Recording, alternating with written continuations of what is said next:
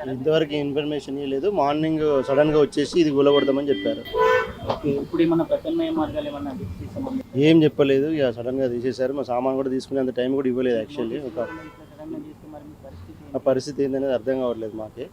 ఇది కూడా బిల్డింగ్ కూడా తీసేస్తామంటున్నారు, అందుకే దాన్ని కూడా మెల్లగా కాల్ దీని చేస్తున్నాం. మీద ఏమైనా కంప్లైంట్స్ ఉండేనా లేకపోతే కంప్లైంట్స్ ఏం లేకుండే మాకేం నాలకు కానీ లేకపోతే ఏం లేవు, మాకు అసలు అలాంటి ఏం తెలియదు. డైరెక్ట్ వచ్చి మేము రెంట్ కడుతున్నాం, ఎవ్రీ మంత్ 1,30,30,000 కడుతున్నాం.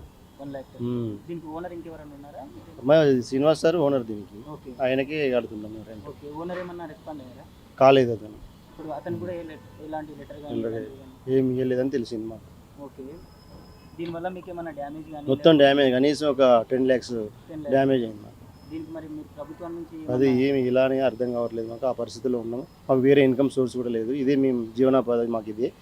ఒక 10-15 మంది దీని మీద బతుకుతున్నాము. ఓకే. ఇప్పుడు మరి నెక్స్ట్ ఏమన్నా అడగాలనుకుంటున్నారా? అదే అడగాలనుకుంటున్నాం, కానీ ఎవరిని అడగాలని అర్థం కావట్లేదు. మీ మేము ఓనర్ ఏమన్నా రెస్పాండ్ కానీ అతను చేయలేదు, ఏం చేయట్లేదు, రెస్పాండ్ కావట్లేదు.